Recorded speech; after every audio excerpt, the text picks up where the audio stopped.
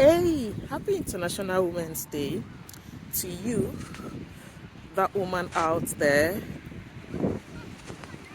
who thinks that she has nothing to celebrate today, who look at the glossy lives of other women and you think that, oh, what about me? Why is it happening for them and it's not happening for me? Why am I stuck in this space? So let me tell you about me, a little bit about me. I've been stuck in a space for 3 years right now. And when I say stuck, just what the word says, I've been stuck for about 3 years right now. And the only thing I have to boast of is I am alive and I beat cancer.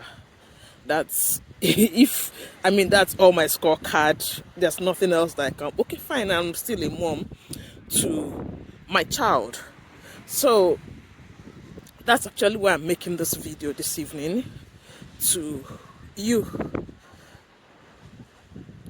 International Women's Day, and you're probably thinking, oh, it's happening for other people, it's not happening for me. Why? Blah, blah, blah, blah, blah. You're thinking you're a casualty, you're a victim, and let me just tell you a story. I'm going to tell a story about two different women who were collateral damages of some other people's wars. Because, sometimes these things happen and then you begin to think it's about you. But you could have been a collateral damage caught in somebody's war. And it changes the trajectory of your life.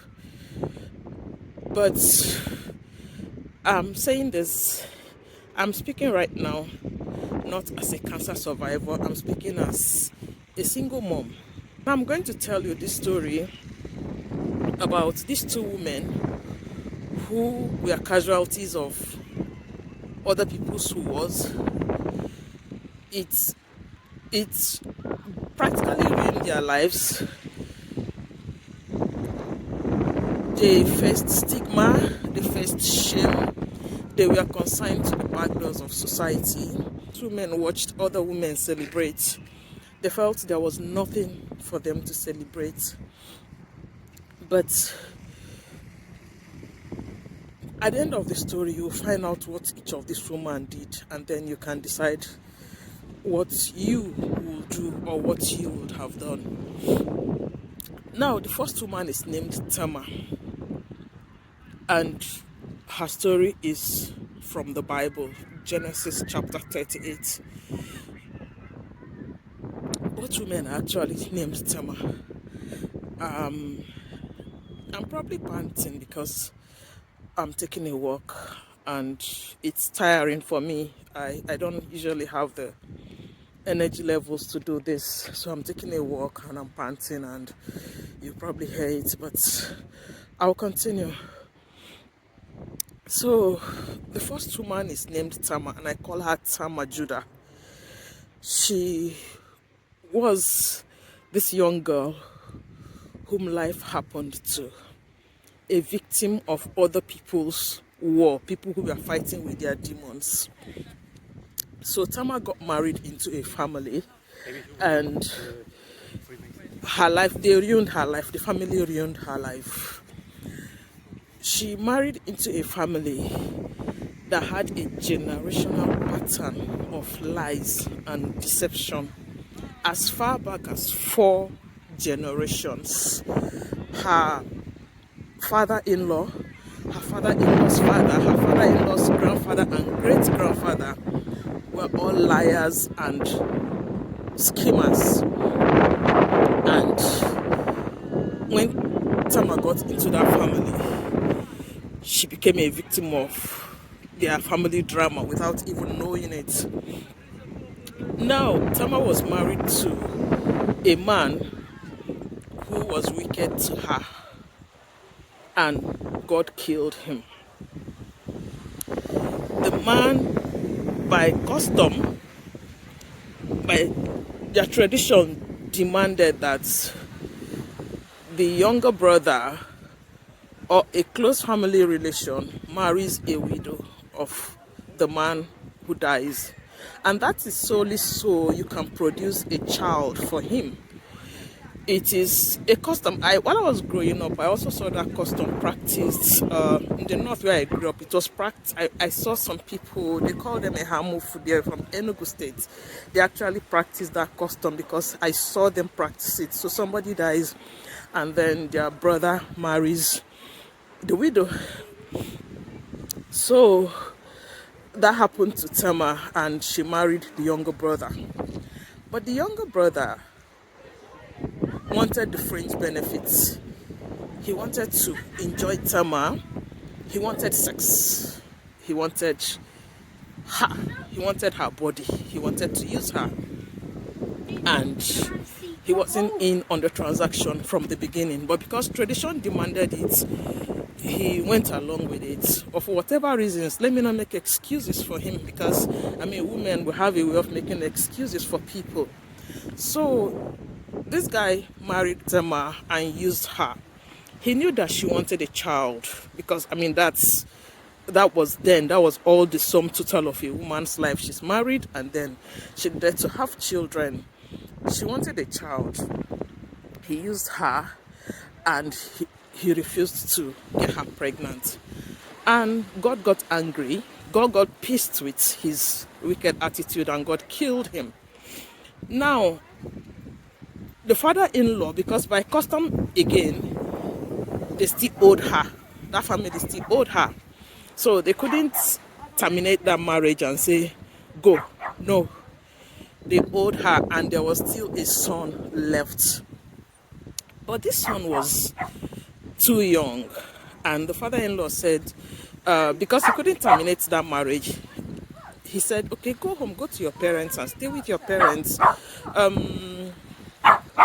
When my son grows up, we'll come for you and you will marry. She went away, and the son grew up, and they ignored her. Now, before I continue with what happened from that point, let me go back to when I said she married into a family that had a generational pattern of lying and deception. So her father-in-law was named Judah. That's the father of those boys who were behaving foolishly, that God was killing. Judah was the son of Jacob. He was one of 12 brothers and a sister. He was the son of Jacob. Judah was the brother of Joseph. I'm just going to assume that you know what I'm talking about. But if for any reasons you don't know, I'm going to leave Bible references and you're just going to Google them. So the best story from Genesis 38 was the story of Judah and Tamar. Judah was the one who in Genesis 37 arranged for his brother Joseph to be sold. He did it he had good intentions, maybe because the other brothers were going to kill Joseph, but Judah said, hey, no, let's not kill him, let's sell him. That was a good intention, but after selling his brother, what did he do? They got home and they were part of they schemed and lied to deceive their father. They lied to their father, and they kept that scheme, that deception, they kept it up for years and years and years. Now, that's part one, the first generation of those boys and their father. Now, the next liar and the next deceiver was Judah's father, who was Jacob. Jacob, I think everybody knows his story, so I wouldn't even go into it. Jacob, his name was a supplanter, a cheater. He was a schemer right from the womb. He schemed his way from the womb and he schemed his elder brother out of his birthright. Now, that was second generation. The third generation was Jacob's mother, Rebecca. So she was the person who schemed to get Jacob, her sons. She had two sons, and she got in between them. She schemed and deceived, allowed her son to deceive her husband. Yes, she schemed. She set two sons up against each other, to deceive her husband. And after deceiving her husband, it didn't just stop there. She still schemed to get that boy, which is Jacob. She schemed to get him asylum. He had to run away to seek refuge in his uncle's house, in their place of origin. And the mother schemed again. That was in Genesis 27. So the mother schemed and got him away, but she lied to her husband, because she told the boy, she said, you need to go away because your brother is planning to kill you, and I cannot afford to lose both of you in the same day. So you need to go away. But what did she tell her husband? She said to her husband, I don't like this. I don't want my son to marry from this place. I don't like the women in this place. I think he needs to go away to marry from our place instead of her. That was another scheming and lying. Now, when her son Jacob got to the place where he became a refugee, his family, his mother's family again, it was also scheming and lying. His uncle Laban, that was his mother Rebecca, the brother of Rebecca, deceived him, lied to him more than once, lied to him when he was going to get married, swapped daughters for him, swapped his wives. That was the first time. Then the next time he lied and cheated him out of contract, out of partnership they had gone into. He lied to him and cheated him not once, not twice. So there is a backdrop of lies in that family. Now, it's not just there. It didn't just start with Rebecca and her brother Laban. Isaac, the father of Jacob, the man that was deceived, also lied to Abimelech, a king, when they were in another country, and he was afraid. He lied to save his head, even though he put his wife in harm's way. Now, his own father, Abraham, did the same thing. He also lied. The same thing. Generations ago, he lied to the king of that country to also save his own head. So 4 generations later, we have a Tamar who has married into this family where people lie to save their heads, where people think about themselves first and they do not care who the collateral damage is, where for them it's all about me, I don't care who gets hurt in the process. And this girl gets into that family, and this became the story of her life. But when these boys were doing whatever they were doing and God was killing them, nobody said anything. It was Tamar who became the talk of town. She was the girl who has killed 2 husbands. Oh, at this age, you've married 2 men. You've killed 2 husbands. I cannot give you another man so that you don't kill the 3rd one. She was stigmatized. She was shamed. She was consigned. She went back to her father's house, buried her head in shame. And because of something that other people did, because of something that she knew nothing about.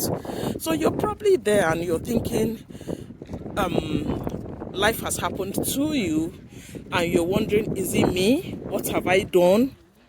Why is it me? What did I do wrong?